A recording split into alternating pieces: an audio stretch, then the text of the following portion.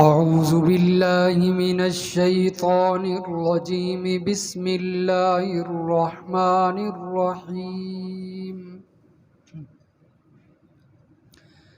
وكان في المدينة 9 رهط يفسدون في الأرض ولا يصلحون، اور تھے شہر میں 9 شخص جو فساد کرتے تھے زمین میں اور وہ اصلاح نہیں کرتے تھے۔ قالوا تقاسموا باللہ، انہوں نے کہا آپس میں قسمیں اٹھاؤ اللہ تعالیٰ کے نام کی، لَنُبَيِّتَنَّهُ، اس بات پر کہ ہم شب خون ماریں گے، حملہ کریں گے حضرت صالح علیہ السلام پر اور ان کے اہل پر، ان کے متعلقین پر، ایمان والوں پر۔ ثم لنقولن لولیہ، پھر ہم ان کے ورثاء کو کہیں گے، ما شہدنا مہلک اہلہ، نہیں ہم موجود تھے ان کے ہلاک ہونے کے وقت، ان کے اہل والوں کے ہلاک ہونے کے وقت ہم تو موجود ہی نہیں تھے۔ وَإِنَّا لَصَادِقُونَ، اور بے شک ہم سچ بولنے والے ہیں۔ وَمَكَرُوا مَكْرًا وَمَكَرْنَا مَكْرًا، اور انہوں نے ایک خفیہ تدبیر کی اور ایک خفیہ تدبیر ہم نے بھی کی، وَهُمْ لَا يَشْعُرُونَ، اور ہماری تدبیر کی ان کو خبر تک نہ تھی، ہم تو سب کچھ دیکھ رہے تھے، جانتے تھے۔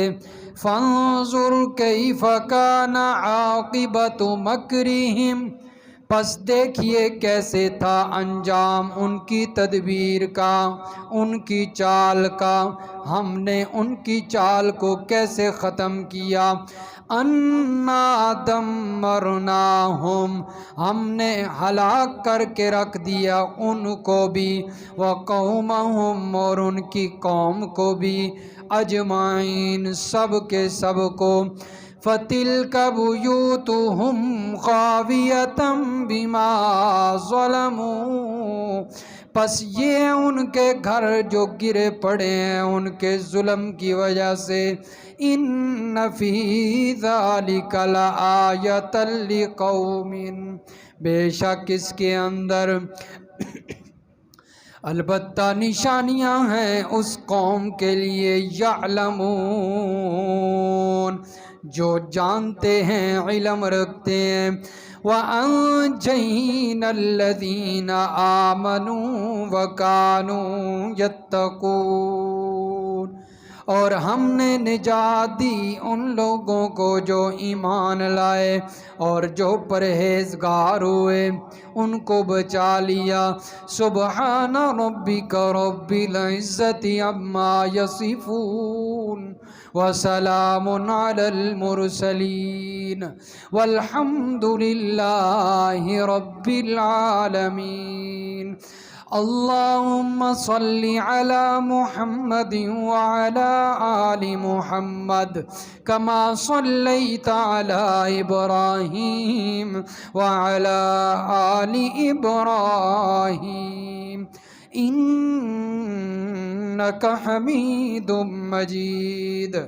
اللہم بارک علی محمد وعلی آل محمد کما بارکت علی ابراہیم وعلی آل ابراہیم انک حمید مجید۔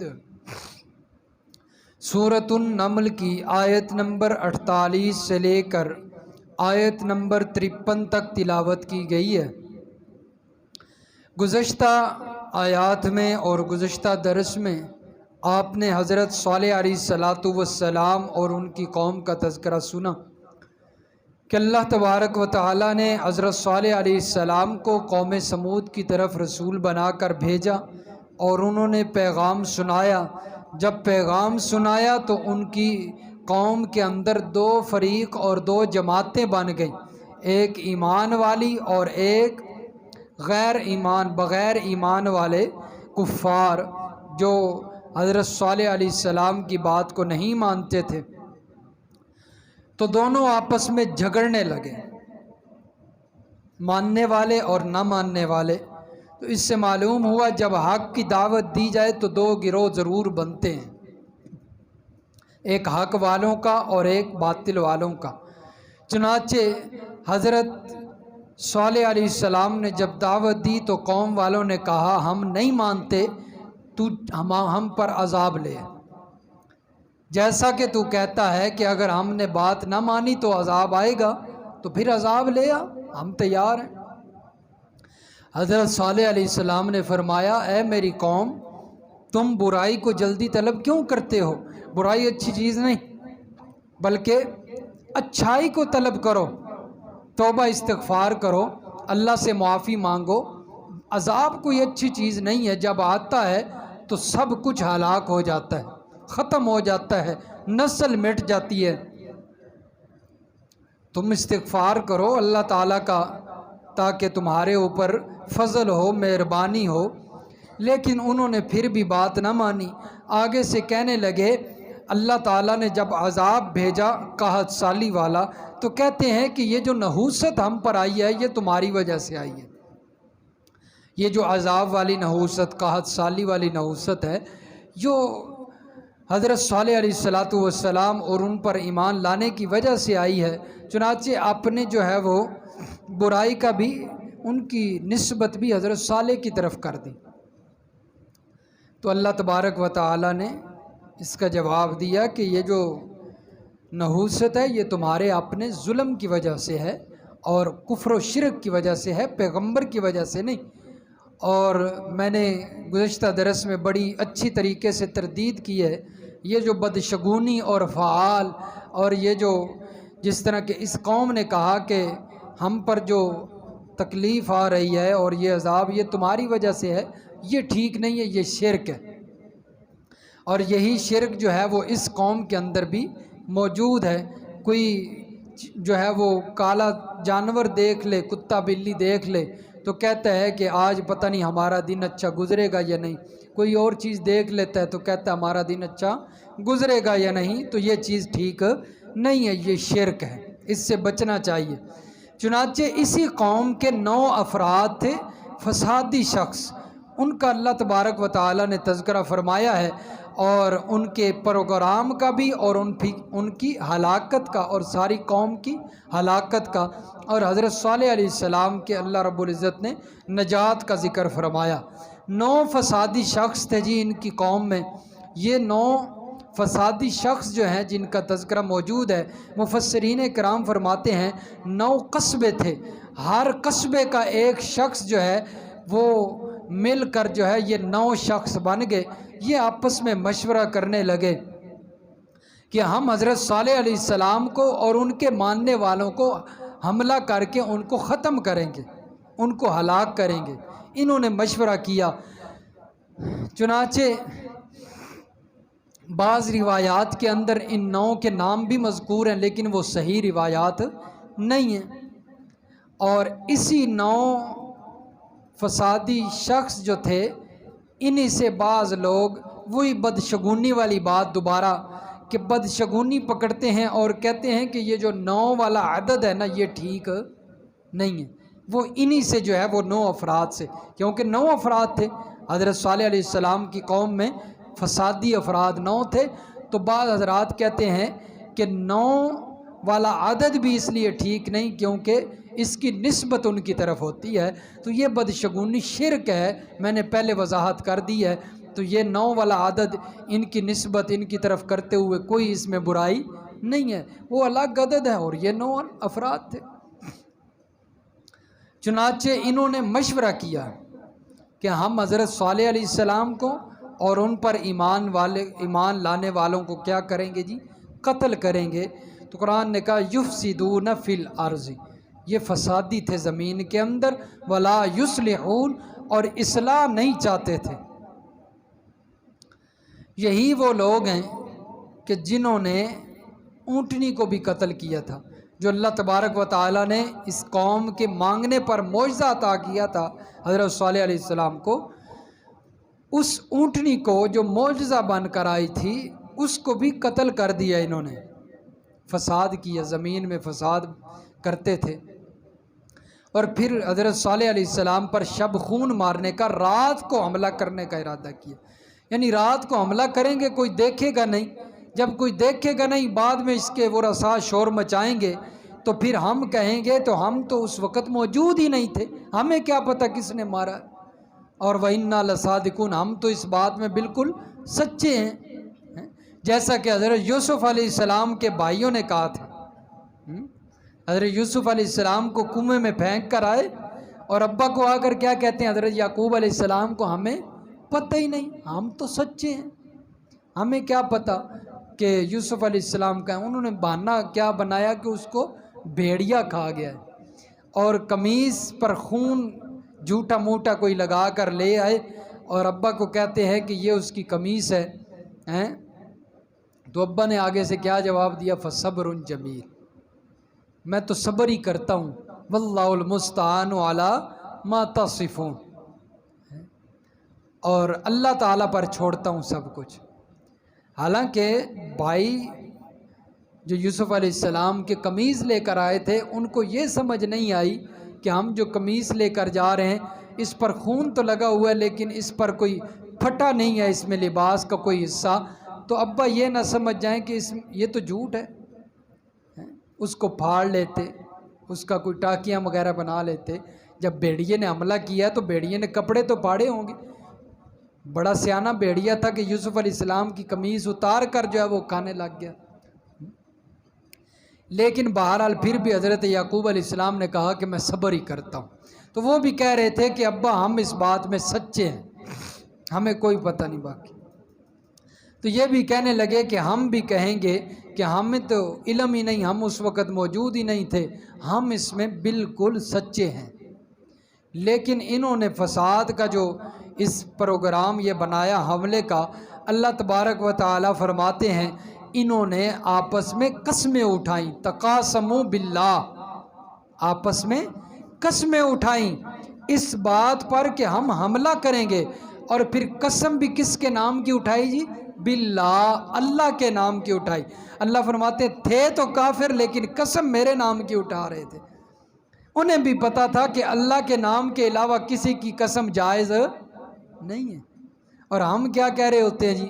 کوئی قرآن کی قسم اٹھا رہا ہے، کوئی کہہ رہا ہے نبی کی قسم ہے، کوئی کہہ رہا ہے جی میرے ماں باپ کی قسم ہے، کوئی کہتا ہے میرے بچوں کی قسم ہے، بچوں کے سر پہ ہاتھ رکھ کے قسم کھا رہا ہے، کوئی کہتا ہے جی فلاں کی قسم ہے، کوئی کہتا ہے فلاں کی قسم ہے۔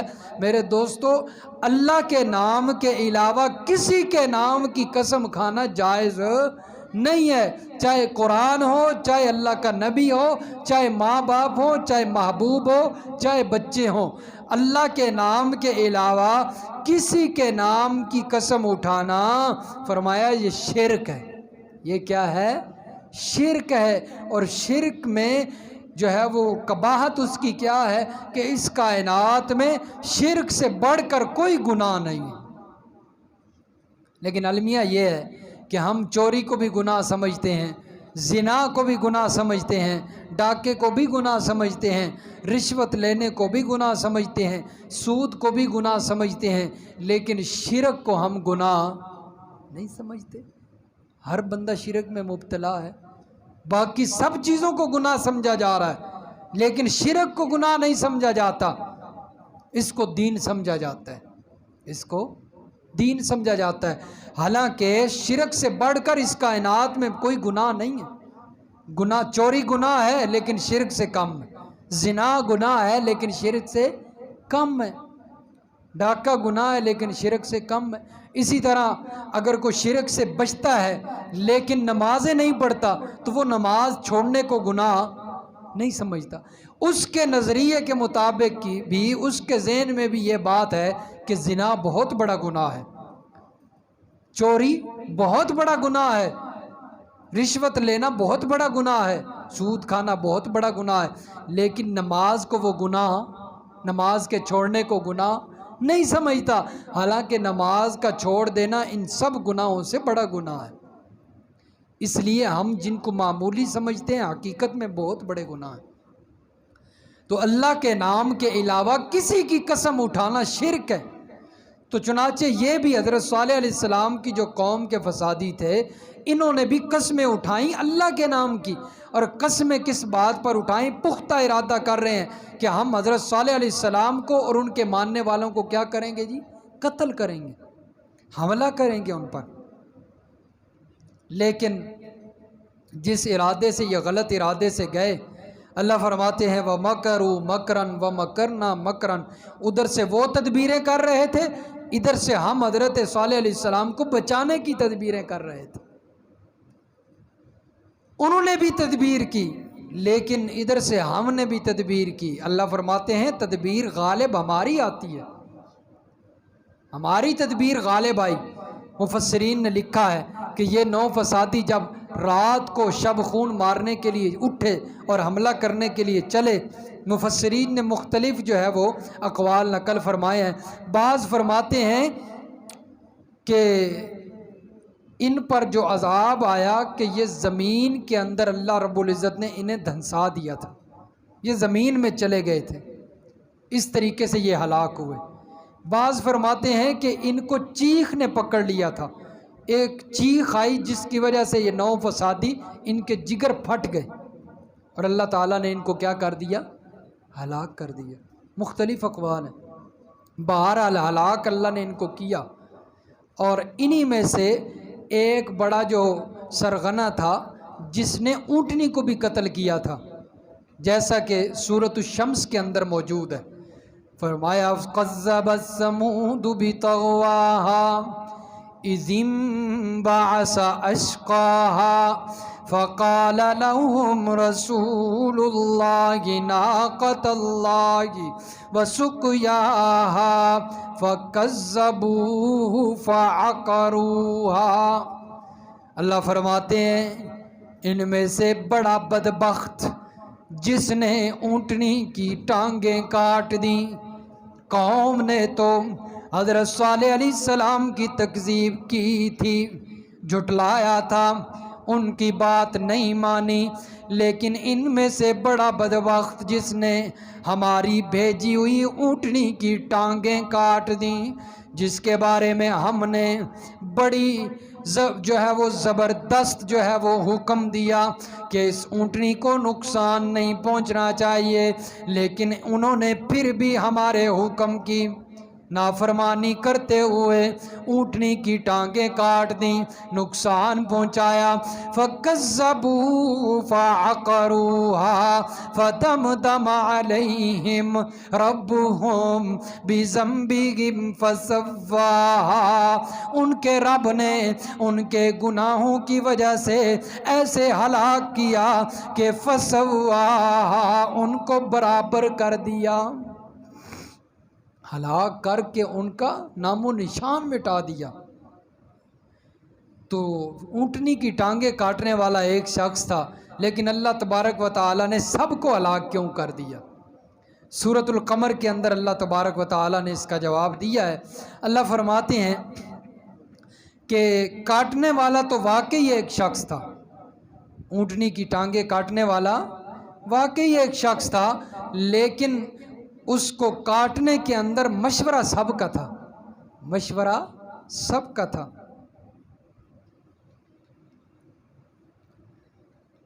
صفحہ نمبر 637۔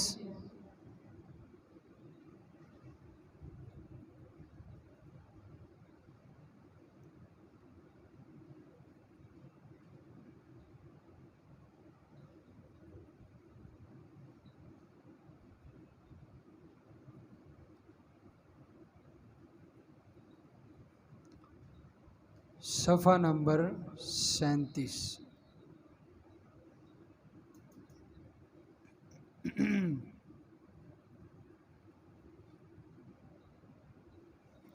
اور اس سورۃ القمر کی آیت نمبر 29 ہے جی، 29۔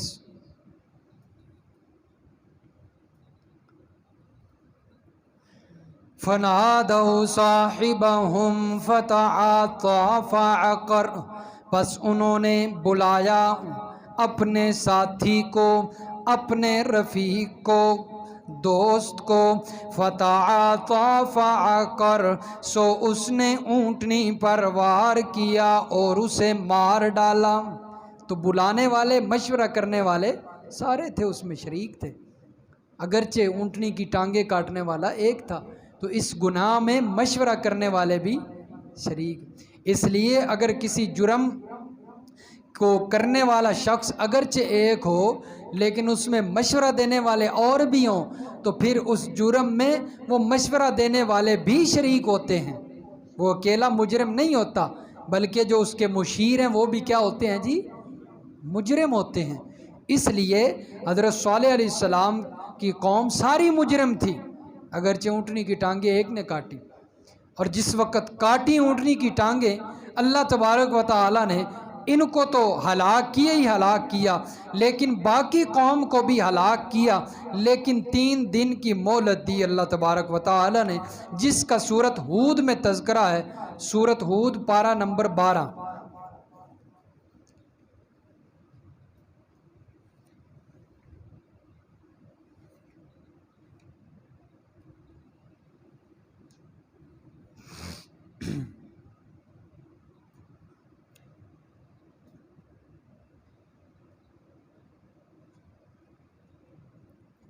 صفحہ نمبر 276، صفحہ 276،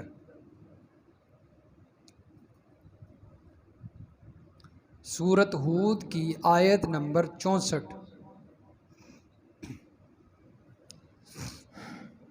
فرمایا وَيَا قَوْمِ هَٰذِهِ نَاقَةُ اللَّهِ لَكُمْ آیَةً فَذَرُوهَا، اے میری قوم، یہ اللہ کی اونٹنی تمہارے لیے نشانی ہے، معجزہ ہے جو تم چاہتے تھے، فَذَرُوهَا، پس اس کو چھوڑ دو، اللہ کی زمین میں کھاتی پھرے، وَلَا تَمَسُّوهَا بِسُوءٍ، اور نہ چھونا اس کو برائی کے ساتھ، ہاتھ مت لگانا برے، فَيَأْخُذَكُمْ عَذَابٌ قَرِيبٌ، اگر برے ہاتھ لگائے تو پس تمہیں عذاب پکڑ لے گا، فَعَقَرُوهَا فَقَالَ تَمَتَّعُوا، سو انہوں نے اس اونٹنی کو مار ڈالا، پس فرمایا حضرت صالح علیہ السلام نے، تَمَتَّعُوا فِي دَارِكُمْ 3 ایام، نفع اٹھا لو اپنے گھروں میں 3 روز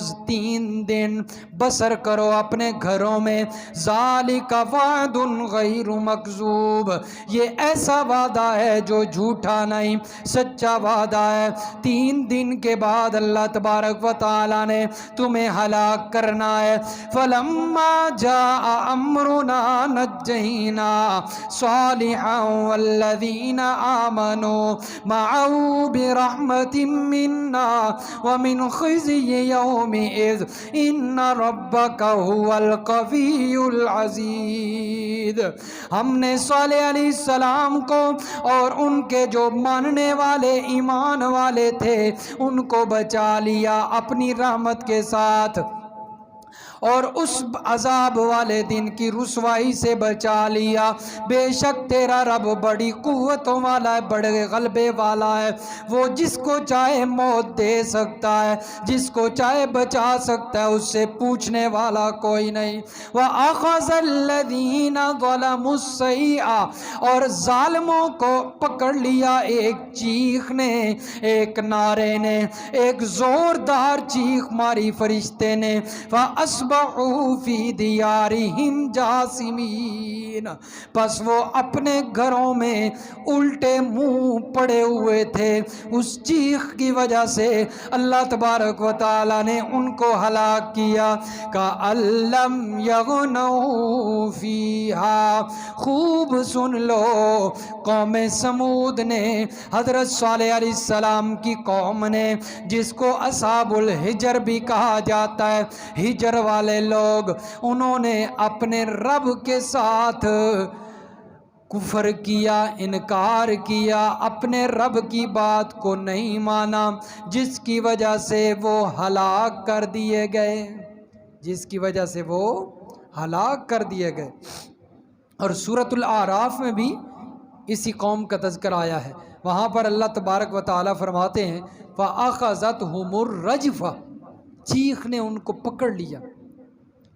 تو یہ قوم کی ہلاکت، اس قوم صالح، حضرت صالح علیہ السلام کی قوم جو ہلاک ہوئی، اللہ تبارک و تعالیٰ نے چیخ کے ذریعے ہلاک کیا، ایک بہت بڑی چیخ آئی، فرشتے نے چیخ ماری جس کی وجہ سے ان کے دل پھٹ گئے۔ تو آپ اندازہ لگائیں کہ اس کی کیا کیفیت اور کیا حالت ہوگی۔ یہ جو ابھی بادل بنتے ہیں اور بعض دفعہ بادل گرجتے ہیں، یہ بعض دفعہ اتنی زوردار آواز ہوتی ہے جو ہم سے برداشت نہیں ہوتی، ہم سے برداشت نہیں ہوتی، دل کانپنے لگتے ہیں۔ اور وہ چیخ کیسی چیخ ہوگی، کتنی زوردار چیخ ماری ہوگی فرشتے نے۔ یہ جو چیخ ہوتی ہے نا، یہ بادل گرجتے ہیں اور آواز ہمیں محسوس ہوتی ہے۔ حدیث پاک کے اندر آتا ہے، یہ جو رعد فرشتہ ہے نا، جس کا ذکر سورۃ الرعد میں آیا ہے، رعد کہتے ہیں کڑک کو، چیخ کو، بجلی۔ یہ رعد فرشتہ بادلوں کو ہانکتا ہے، لے کر چلتا ہے، اور جب بادل چلتے نہیں، جس طرح ایک چرواہا بکریوں کے ریوڑ کو لے کر چلتا ہے نا، اسی طرح رعد فرشتہ بادلوں کو لے کر چلتا ہے، اور جب بادل رکتے ہیں، چلتے نہیں، تو وہ لاٹھی مارتا ہے اوپر سے، بادلوں کو لاٹھی مارتا ہے، تو یہ ہمیں چمک نظر آنے لگتی ہے۔ وہ لاٹھی جب بادلوں کو لگتی ہے تو ہمیں کیا نظر آتا ہے جی؟ چمک نظر آتی ہے۔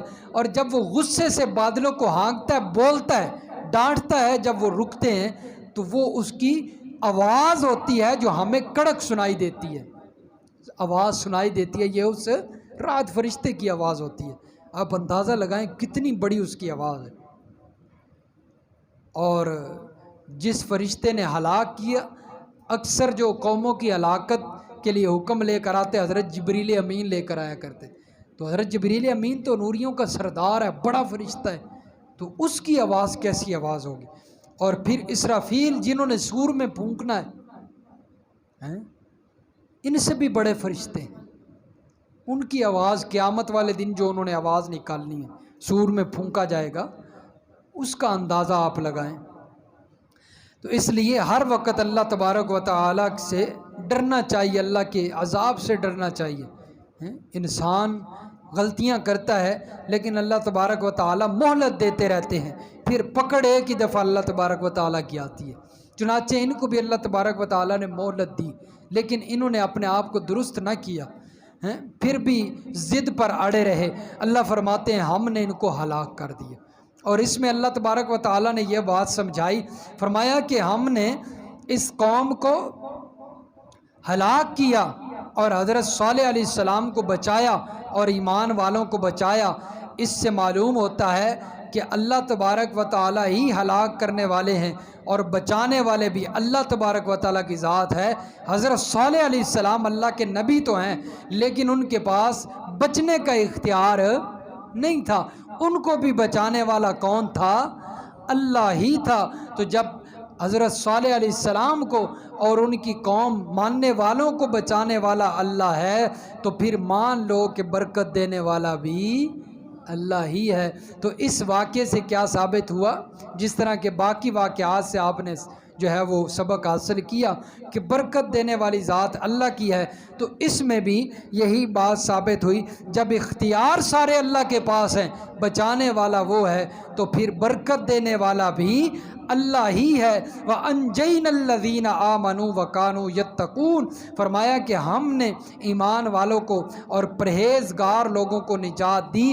اس لیے جب بھی کوئی مشکل پیش آئے اللہ سے مانگنا چاہیے، کیونکہ مشکل سے نکالنے والا اللہ ہے، مشکل سے بچانے والا اللہ ہے۔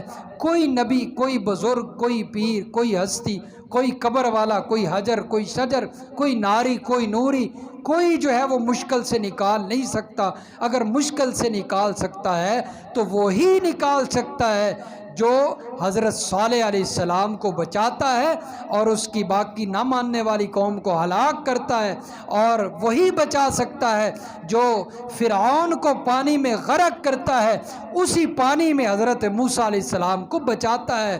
وہی بچا سکتا ہے جو حضرت یوسف علیہ السلام کو بند کمروں میں اور تالوں کے اندر، کمرے جو جن کو تالے لگے ہوئے ہیں، ان بند کمروں میں حضرت یوسف علیہ السلام کو بچاتا ہے۔ وہی رب سب کو مشکلوں سے بچاتا ہے، اس لیے اسی سے جو ہے وہ مانگنا چاہیے، اسی کی مدد طلب کرنی چاہیے۔ اللہ سمجھ نصیب فرمائے، عمل کی توفیق عنایت فرمائے۔